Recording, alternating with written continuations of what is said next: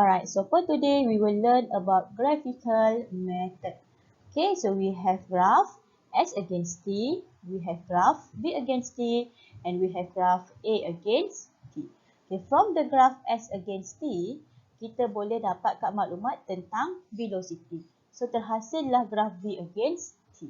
Okay, daripada graph B against T, kita boleh dapat maklumat tentang acceleration. So kita boleh plot graph A against T pula. Alright, so bersangkut paut antara satu sama lain.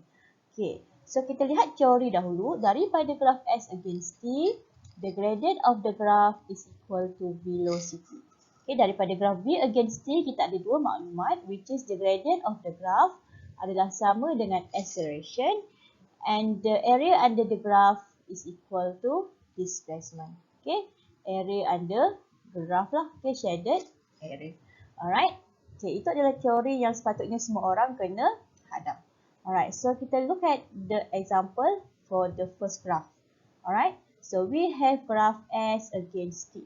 Okay, kita lihat graph S against T kat sini. Okay, the object move to the right. Okay, so objek kita bergerak ke kanan. Okay, objek kita bergerak ke kanan away from the origin. So this one dia punya origin lah. So dia bergerak ke kanan away from the origin. Okay, kita lihat di sini, it said that the gradient increases, alright? So, kalau kita lihat dari segi gradient, kita lukis triangle. Okay, kita lukis triangle. Okay, so kalau kita lihat di sini, triangle di sini, which is the gradient dia semakin meningkat. Okay, gradient dia sama dengan apa? Sama dengan velocity. Alright, that's why lah kita dapat velocity increases. Alright, so bila velocity increases, what it means? It means that object is accelerate. Alright, object is accelerate. Alright, so tadi kita dah dapat velocity semakin bertambah. Okay, so velocity increases. Okay, semakin bertambah value-nya. Alright, so velocity increases uniformly. Alright, so dekat sini dia bagi tahu we have a constant acceleration. Alright, macam mana kita tahu constant acceleration? Okay, kita lihat dari segi gradient. Alright, so kalau kita lukis triangle, the gradient di sini, okay, gradient graph B against T, kita akan dapat acceleration. Alright, so kita dapat lihat gradient di sini triangle dia sama. Okay, so gradient dia constant. So means that acceleration kita adalah constant value. Alright, so that's why lah kita dapat acceleration, which is positive value. Increase in velocity at object move to the right. Okay, for the first one. Alright, so now kita look for the second graph. We have graph S against T here. Alright, so from graph S against T, the gradient of the graph adalah sama dengan velocity. Okay, kita lukis sedikit triangle. Okay, kita lukis sedikit triangle. If you can see from here, the gradient semakin berkurang. Okay, kecerunan dia. Okay, kecerunan dia semakin berkurang lah. Alright, semakin landai kita kata. Alright, so means that gradient decreases. Alright, so bila kata gradient decreases maksudnya apa? Maksudnya adalah velocity kita semakin berkurang. Alright, so when the velocity is decreases, it means that object is under decelerates. Alright, object is decelerate. Okay, from this graph S against T, the object move to the left. Okay, move to the left towards the origin. Okay, so tadi kita dapat velocity yang semakin berkurang. Alright, velocity kita semakin berkurang in opposite direction lah, to the left, right. So kalau kita lihat kat sini, velocity dia, okay, value dia semakin berkurang. Tapi in opposite direction lah. Okay, so bila velocity semakin berkurang, okay, kita lihat dari segi acceleration dia pula. Alright, so kita lukis gradient. Okay, kita lukis gradient. Okay, kita lukis gradient acceleration. So we can see here, okay, gradient dia constant. Alright, kita dapat nilai gradient dia ni gradient yang seragam. Okay, so maksudnya gradient of the graph B against T, kita akan dapat nilai A. Alright, so daripada sini kita dapat acceleration yang constant. Okay, constant acceleration which is in positive value lah. Okay, so acceleration positive value decreases in velocity. Alright, and dia move ke mana? Dia move to the left. Okay, kita proceed kepada third graph, graph S against T. So if you can see from here, object move to the right. Okay, object bergerak ke kanan, away from the origin. Okay, so kita lihat dari segi gradient. Okay, gradient graf di sini semakin berkurang. Okay, semakin berkurang. Okay, so gradient semakin berkurang. So maksudnya bila kata gradient of the graph decreases, so means that velocity dia juga semakin berkurang. Okay, so velocity decreases, apa yang berlaku? Object is decelerate. Alright, object is decelerate. Okay, so tadi kita dapat velocity yang semakin berkurang. Kalau kita lihat nilai dia di sini, velocity dia, magnitude of the value decreases, berkurang. Alright. Okay, so kita dapat constant acceleration. Kenapa kita kata constant?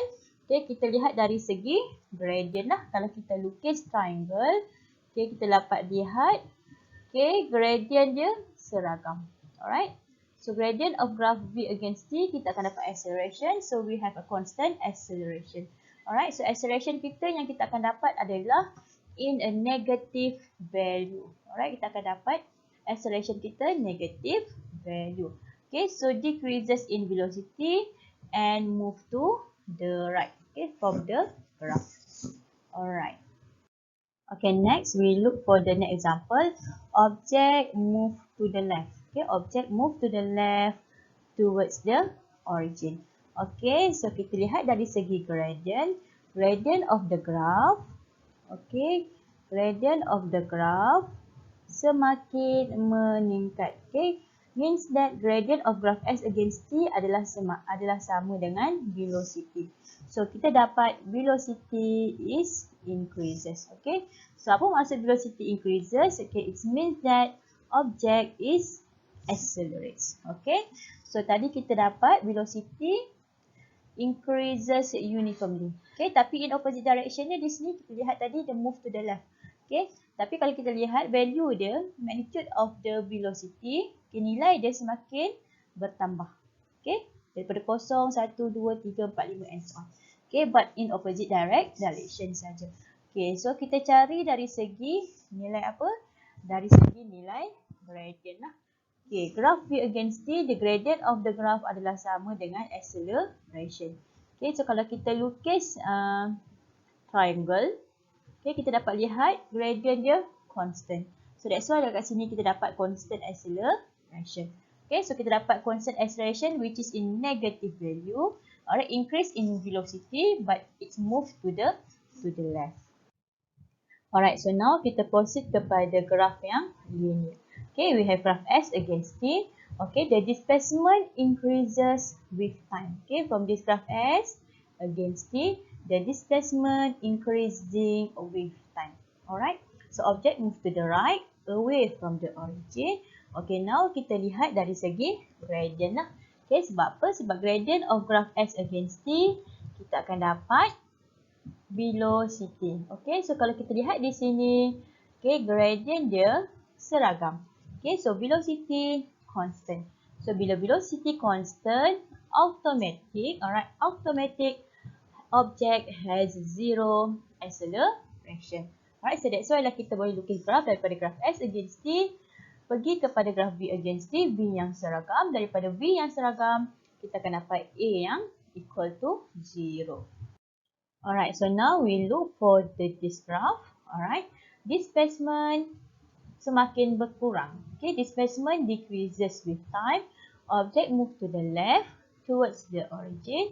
Okay, so kalau kita lihat dari segi gradient, okay, kita lukis triangle, kita dapat lihat the gradient is constant. Okay, so the gradient of the graph, kita dapat velocity lah, graph S against T, kita akan dapat V lah. Okay, so daripada this graph, kita boleh lukis graph V against T. Okay, so kita dapat velocity yang seragam. Okay, velocity yang seragam, but in opposite direction lah, which is sebab tadi kita ada objek yang bergerak ke kiri. Okay, so velocity kita constant. So bila velocity constant, automatic, okay, object has zero acceleration. Okay, so sebagai conclusion, kita lihat graf senyum. Okay, kita lihat graf senyum dan kita lihat graf masam. Okay, so this one adalah graf S against T, B against T and A against T. So kalau diberi graf S against T, dia suruh kita plot graf B against T, tak ada masalah, kita plot saja. Okay, sebab graf S against T akan bagi maklumat tentang velocity. Okay, kalau diberi graf B against T, boleh tak kita lukis graf A against T? Boleh juga, tak ada masalah. Okay, kalau contohlah graf B against T kita macam ni pun sama juga. Okay, kita pergi sini ataupun kita patah balik. Okay, tak ada masalah. Okay, kita patah balik pun tak ada masalah. Alright. Okay, so kita lihat graf senyum. Okay, ni graf senyum. Okay, so look at graf senyum. Okay, so ni kita buat dia senyum dia senyum. Okay, so graf dia senyum. So, bila kata graf senyum dekat sini, okay, senyum kan? Sukalah. Okay, so positif. So, daripada bahagian positif, kita tarik dia ke bawah. Alright, untuk graf B against T. Okay, so senyum tadi dari kanan tarik ke bawah, positif. So graf A against T dia berada di atas. Okay, positif. Sebab senyum semuanya positif. Okay, graf senyum daripada kanan tarik ke kiri. And then this one dia berada di atas positif y-axis. Alright, ini graf senyum. Okay, so maksudnya kalau ini graf yang diberi, part 1. So partner dia yang ni juga. Okay, untuk graf A against T, partner dia yang ini. Okay, so kalau diberi graf S against T macam ni, so macam mana kita nak sketch? Okay, graf S against T dia begini. Nak sketch B against T, so kita lihat partner dia. Okay, kalau ni graf B against T, nak lukis graf A against T, ini partner dia. Okay, contohlah kalau saya ubah. Okay, saya ubah. Ini menjadi graf. Okay, this one menjadi graf. Graf S against T. Okay, graf S against T dia macam ni. So, tak ada masalah. Which is kita pergi ke sini. So, this one akan jadi B against T. Okay, so graf S against T dia macam ini. So, macam mana nak lukis B against T dia? This one lah. Partner masing-masing. Okay, itu partner yang pertama, graf senyum. Okay, senyum tadi kan? So, ni partner number 2. So, this one partner number 2. This one adalah partner number 2. Okay, ni graf senyum. Okay, sekarang kita lihat graf masam. Okay, tapi jangan selalu masam. Okay, ni graf masam. Okay, graf masam.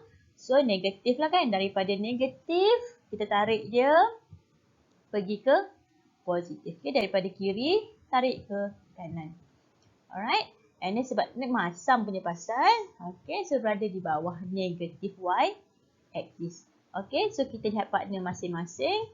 So, yang ini yang ketiga. So, partner dia yang mana? This one. Okay, partner dia mana? This one. Okay, so yang keempat. Partner dia yang mana? Yang ini. Partner dia yang mana? Yang ini. Okay. So, ni kalau dia beri graf S against T, B against T, A against T. Tak ada masalah. Okay, kalau kita tukar yang ni jadi B against T.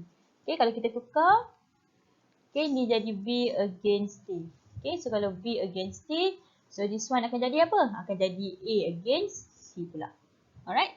Okay, sebab graf B against T akan dapat maklumat A against T. And vice versa lah. Alright, so that's all untuk graphical method. Alright, semoga membantu.